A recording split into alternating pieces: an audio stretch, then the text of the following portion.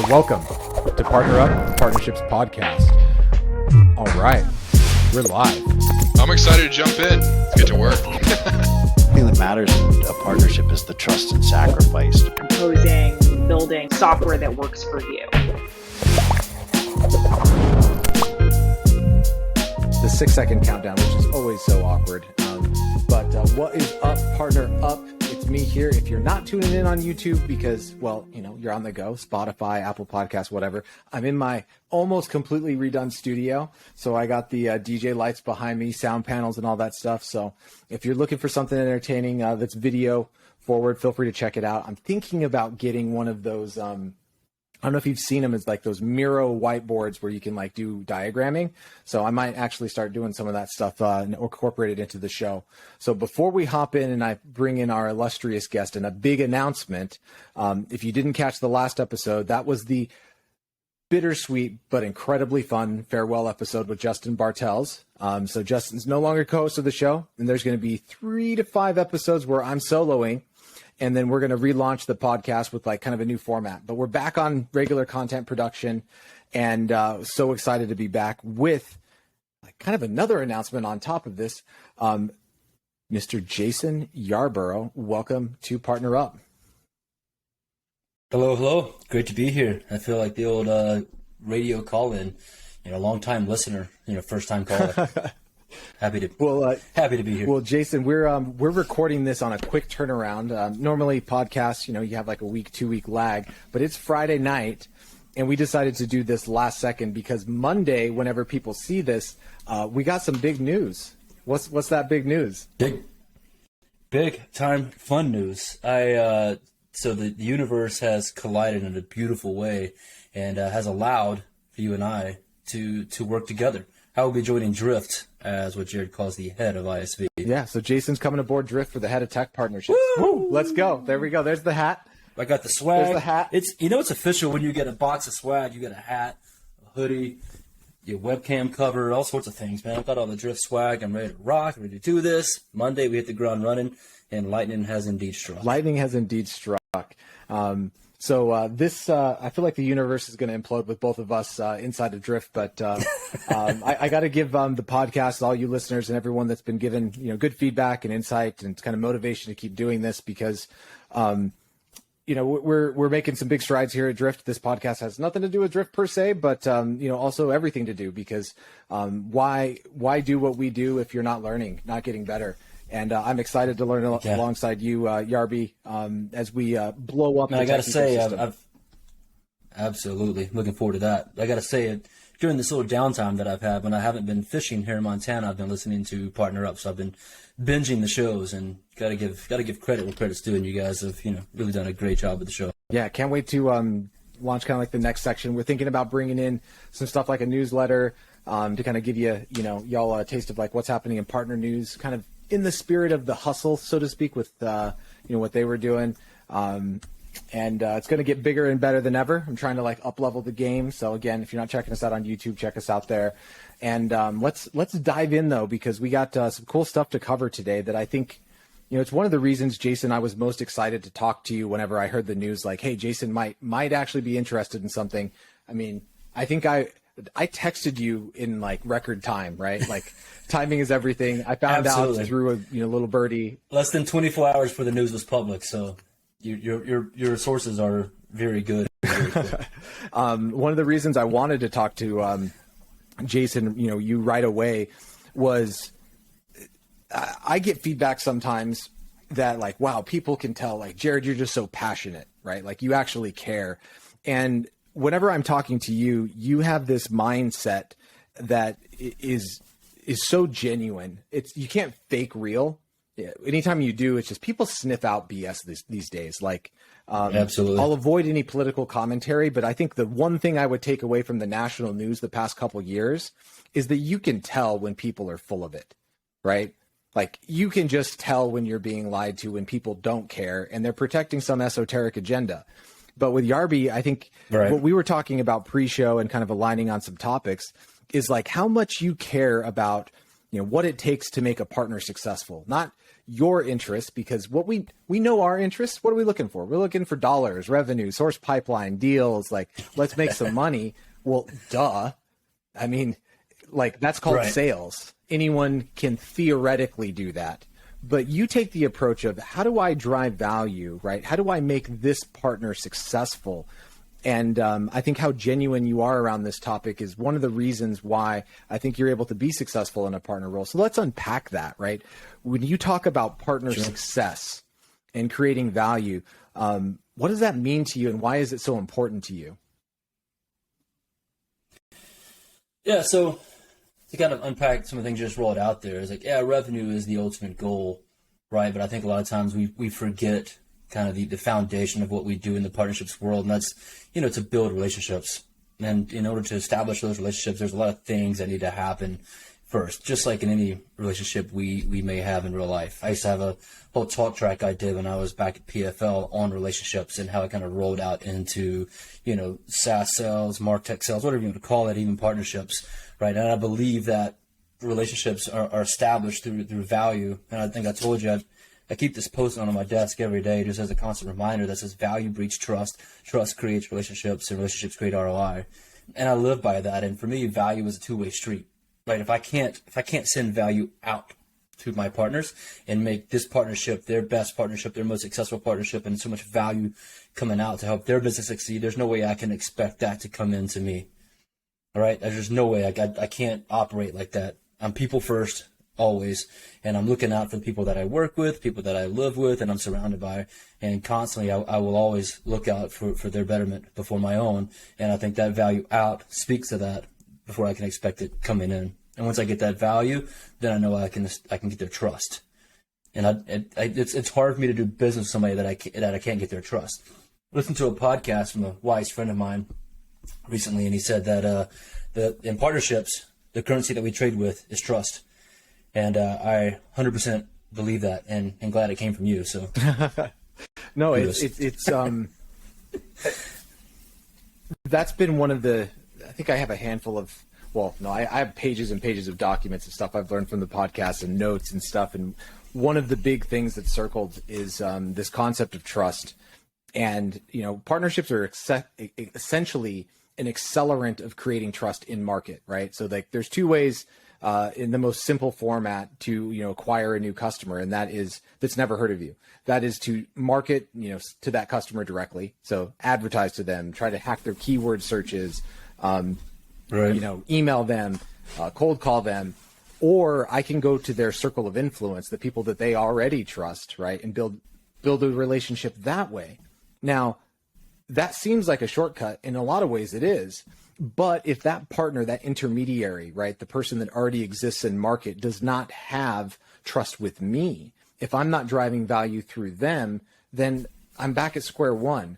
So let's start with the first part of that, kind of statement or that framework that you have on the sticky note of value. How do you think about value creation in terms of partner success?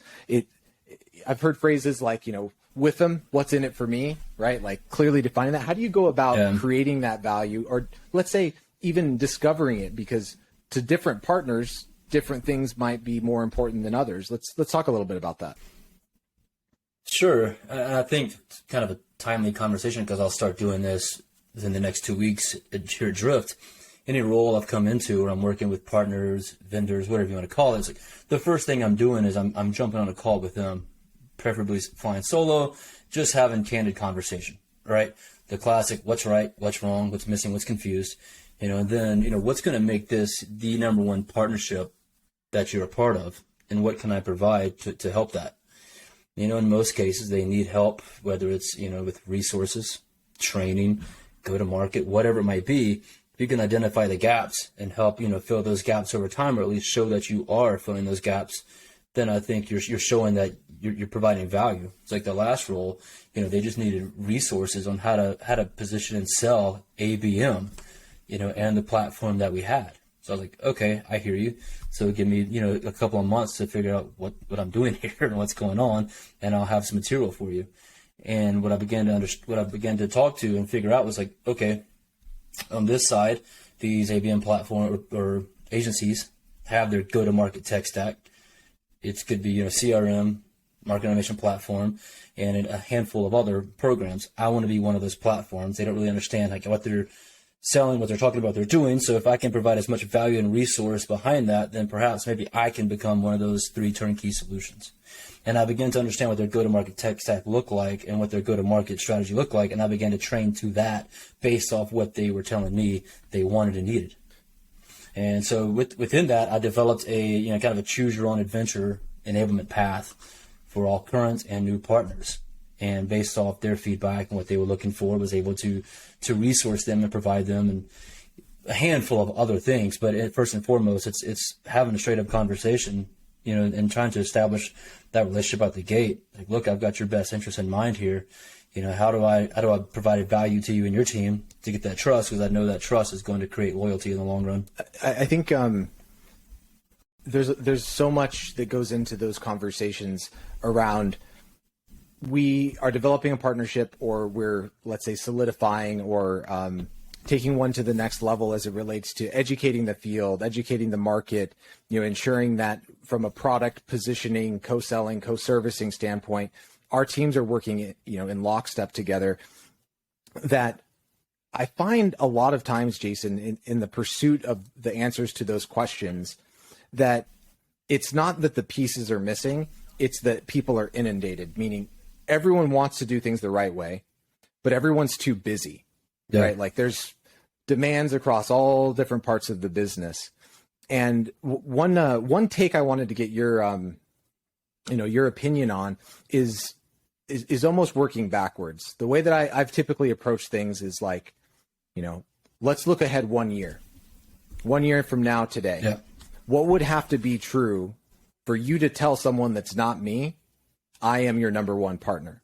And vice versa. What would have to be true on my side, right, for me to tell someone who's not you that you are my number one partner? Let's work backwards from that. And I tend to find that gives us the reason, right, the core tenets of what is that value creation, and kind of working backwards from there, because every other business has different priorities. Like some businesses, it might be logo growth. Some businesses, it might be net expansion. Some businesses, it might be, X, Y, or Z, right? New product lines. Maybe talk through, a story or how you might think about like working backwards in a partner conversation to like create that partner success. What's in it for them and what can I bring to the table? Yeah, I feel like my answer may be a little unorthodox. I don't know. This is just how I operate. Again, it's all stemmed from relationships and connecting the dots, which I believe, as partner leaders, that's what we are. We're facilitators or dot connectors, whatever you want to call it. So for me, if I'm talking to you and I want, to know you're going to be my best partner, what I'm going to do to work backwards from there is I'm going to, ensure that I'm not your only fail point here, right? At Drift or at any organization that I'm at, right? My number one goal is to make sure that you feel like you're as much a part of as Drift as you are your own organization, right? Because I feel like if I've got you involved in all the different facets of our team, marketing, sales, product, on down the line, you have so much buy-in to our product, our team. You've got relationships across the board. I'm just facilitating the conversation at this point. It's like a fireside chat with a little bit of strategy behind it. But you understand like what's going on from a product standpoint. You understand where you fit in on the marketing and how to get involved. You know the sales team and how you work together. You have relationships there already, and in customer success, you understand like what our mutual customers are doing together with our team and our teams. How to get involved and how to lead those conversations and begin to expand in those accounts. And I saw that happen true with a couple of different agencies I was working at the last role, and I took that approach. And I saw I think in those initial conversations, I saw the hunger from these organizations of kind of wanting to know more about what's happening, not just in ABM in general, but from product standpoint, what's going on, like how do we take this and go to market with it, but also how do we get ahead of what you're building and be able to position ourselves to run this for customers, so on and so forth. And as I begin to run these alignment plays, we'll call it, or whatever you want to mention it, like I think the value became so incremental that their loyalty just came as a result of that. It's like I was providing so much insight behind the curtain, introductions to the C level, to the VP levels, the regional director level, just so they could know who was doing what, how to escalate problems and getting them involved in, whether it's a pack or, any sort of council we had going on. Right. And partners value that extraordinarily because no one was providing them that level of access to their teams, to their product rollout, roadmap, whatever it might be, and then actually using them as advisors. So, we were building, HubSpot integration, and I brought partners in to help facilitate those conversations of what that looks like and how to do it, what they wanted. We relied on their leadership to do so. And whenever you're thinking about this, I mean, what's so interesting is most of these things are compound interest. And I think a lot of people 100%. approach partnerships from this myopic transactional lens, which, is going to fall flat on its face.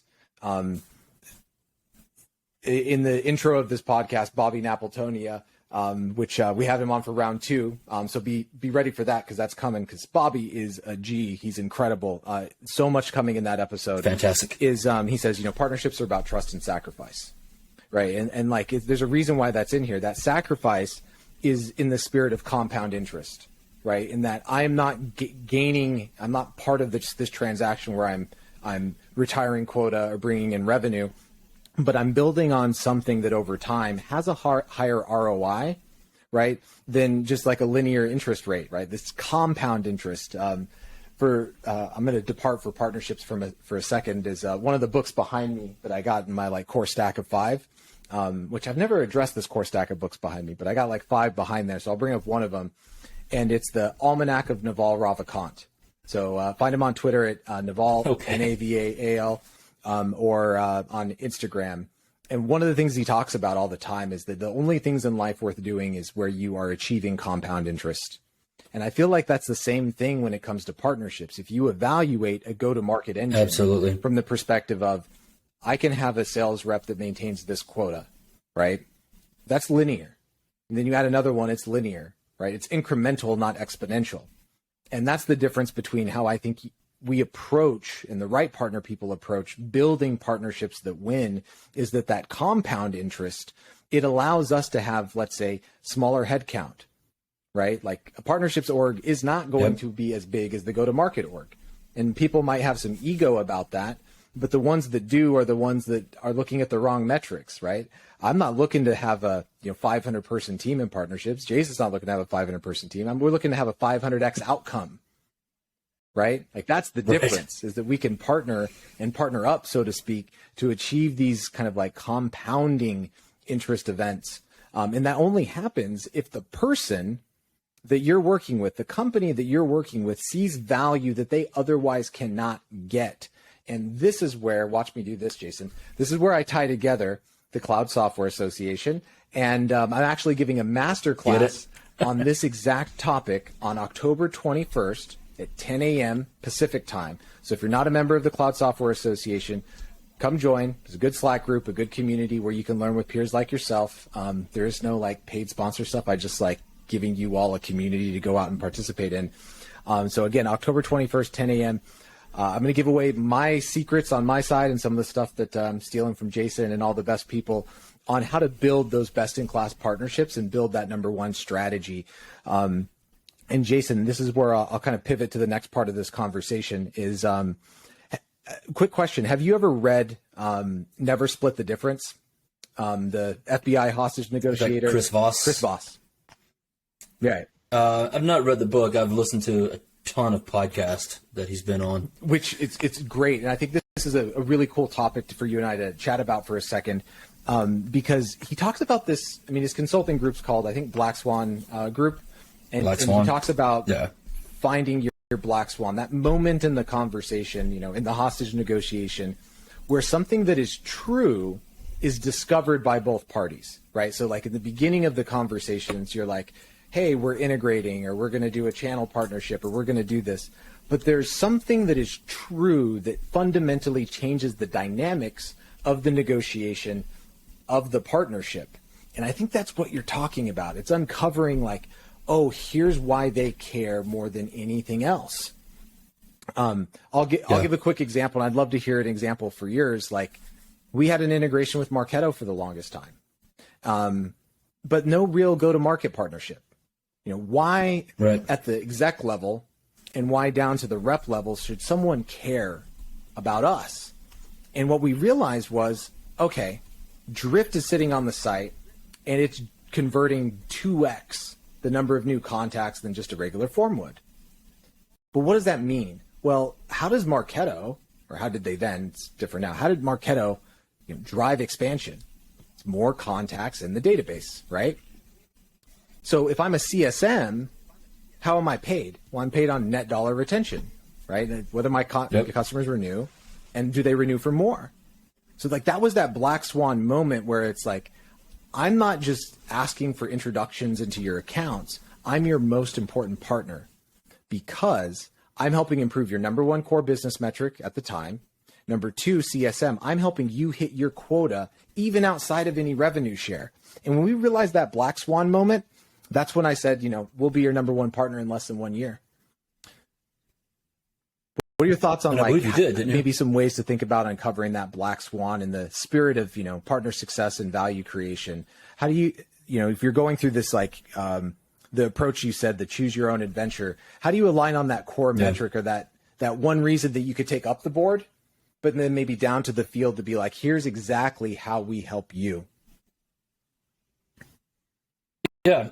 So again, I'll take it back to what I mentioned earlier, like understanding how to become part of an agency, SI, ISV, whatever, part of their go-to-market tech stack. What I mean by that is, when I was working with agencies a lot, they're all turning on Salesforce. They're all turning on Marketo, Acton, whatever it might be. They're all turning on, maybe a direct mail player like PFL or Sendoso. But a lot of people didn't have their allegiance to an ABM platform, so to say. Right. So as soon as I begin to see how I can train to that and create that and open up their eyes to how my platform that I'm working with solves your problems, to B, how I can also help you drive revenue as a result. Like once I started to understand what that looks like for the agency and it began to actually click for them, that's where I started to see how I can train to that. It's like building a better business. Once I started to understand, absolutely. Yeah, and once I understood what they were looking for and how to make this click for all sides, we completely revamped all of our enablement and our training to speak to that. We did a choose your own path, whether you're an account manager, CS, whether you're a salesperson, whether you're a practitioner in the marketing space. So we had the kind of everyone kind of started here and then it began to branch out based off what role you were playing within your company, where you're at. So if we could train the salesperson to talk about this product, but also the marketing person how to use it, and then maybe some other, executive high level of what we're providing, then, we've got a lot of wins there. And once I started to see that in action and see that work, then I could talk to some of these enterprise agencies about what are you looking for in a partner? Listen, I'm looking for a partner who can check all these boxes, and most importantly, how we can be dedicated go-to-market partners together. And here's how I'm going to enable you and your team to do so. And when I had that talk track nailed down, they were checking, yes, let's do this. What's interesting is the way that you're describing this. I'm thinking about how, the audience today can really apply this to their counterparts in the rest of the, field organization, go-to-market organization, product, whatever part you're sitting to. And it's funny, we probably know, because we're in partnerships, we're close enough to sales. We know really great sales is steeped in discovery, right? So to align to a concept that maybe more hits closer to home. Like Jason and Jared have been talking about this. Like, okay, you're trying to understand this curiosity. What's that? And more so, like the discovery part is I found when I'm working with those reps that are so steeped in discovery, they have such a high level of curiosity, and such a high level of question asking, and they really want to understand and know what is your business? Right. It's not about how can my platform help your business, but what are you trying to solve for customer, partner, et cetera? And then how do we help with that? This is an interesting topic to, I think, really go deeper on in terms of my big spreadsheet and database I have of how to build the partnership go-to-market model is this concept around partnership discovery, right? And curiosity, and ensuring that we're not coming in with a viewpoint that is hey, here, let me pitch you on this. Let me tell you about my features. Let me tell you about how we can do this or how we can do that. The education component to me does not seem nearly as important initially, then it becomes important, as the curiosity and discovery component. And I think that's probably a lot of what made you successful in your roles is you can't fake that curiosity. It's like you're either trying to sell me something because you have a viewpoint, or you're trying to understand me, listen to me, and that just demonstrates a whole other level of care, which I think separates like the best sellers, but also the best partner people now that you think about it, right? Right. Absolutely. And I think to that point, like that's one of my favorite aspects of what we do, right? I may have a bit of ADD, who knows, and being diagnosed, but if I'm talking to the same company, same person every single day, it gets a little monotonous and redundant, right? However, we're talking to all these different companies. We're learning more about what they're doing, more about what makes the industry tick and what drives it forward. Like that's one of the parts that I love the most, is that I'm learning constantly from a multitude of partners. Maybe I've got 20 partners in the ecosystem. If they all do something completely different, then I'm getting to learn something new every single day. And I vehemently believe that we're fueled by a sense of discovery and curiosity.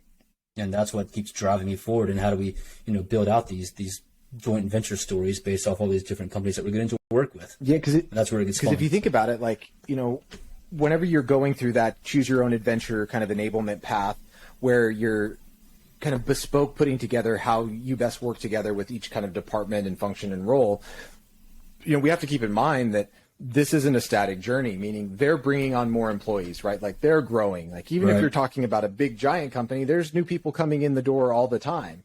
And they're getting inundated by training and onboarding and enablement. So how do you ensure that new people you're building relationships with, or new people that are touching the program that you're building with a partner, understand that you're more important than the litany of other options? And that has to be steeped in, we understand you more than anyone else, right? That we care about you more than anyone else. And if we start there, if that's the premise, I mean, what's that old phrase, right? Like, people don't care how much you know until they know how much you care. Know how much you care.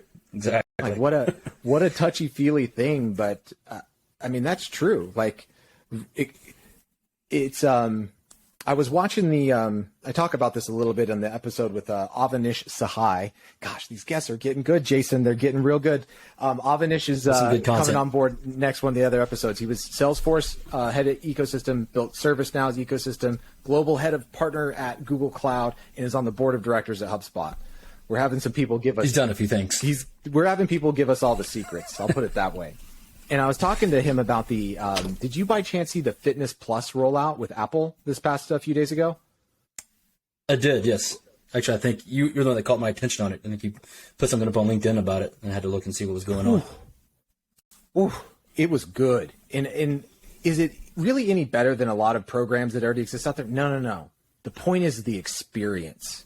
Right? Like it's just so seamless for me to go like hardware into fitness, and like everything's kind of done for me. Like I don't have the time to think, and I didn't need the time to think.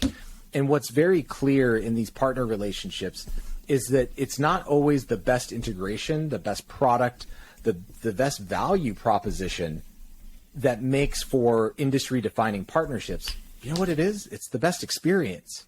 It's the experience. 100%. It's the partner experience. Like our teams just work together great. Like I have data partners and other partners here at Drift where I just know like, man, this company's tech's fantastic, but we can't get our teams to tell A from B. Like the experience just isn't going to work. And then you have other ones where it's just like, this is just humming. And that experience trumps technology, like metrics, anything else. And I think in this day and age, we have to take a strategic look at partner experience. And I think the foundation for that, to your point, Jason, is really around curiosity and partnership discovery, and building that value. Yeah. Gotta love to hear you say that, man. Partner experience, something that I'm so like hell bent on and creating. It's like, I think it goes back to what we were talking about a second ago. It's like, it's not just, how we're account mapping together or how we're using technology together, but it's about how we get so involved intrinsically with each other's teams. Right. It's like, it's how do I feel as much of your team as you feel a part of mine? And there's the line almost gets blurry to the point that we're so involved, and the relationship is so good. I've had, partners in the past that I'm now, really good friends with, I understand, see what they're doing, keep in touch. They may not be able to partner with where I've been, but I've stayed in touch because the relationship we developed there was so good, and the experience that we had together and working was so good. And I think that just speaks volumes to the program that we're able to build, that's able to happen. If you don't have that, I mean, what do you have? You have what everyone else is going to have, which is some features, exactly, some value statement, some whatever. And listen, like, I know there's probably a lot of people out there that are thinking like, yeah, but do you have revenue? And it's like, let me say something real quick. I've never had a problem in hitting a number that's been put in front of me. I've always hit my numbers, whether it's revenue, SQL, it's whatever it is. Like, I've always been able to hit that number. And to that topic, even during COVID, that compound interest we were talking about really, really, I think, paid off then. It's like during COVID, when everyone was having a hard time selling. I don't know how it was for you, but I was I was peaking during COVID because of the ability to relationally sell and have these conversations.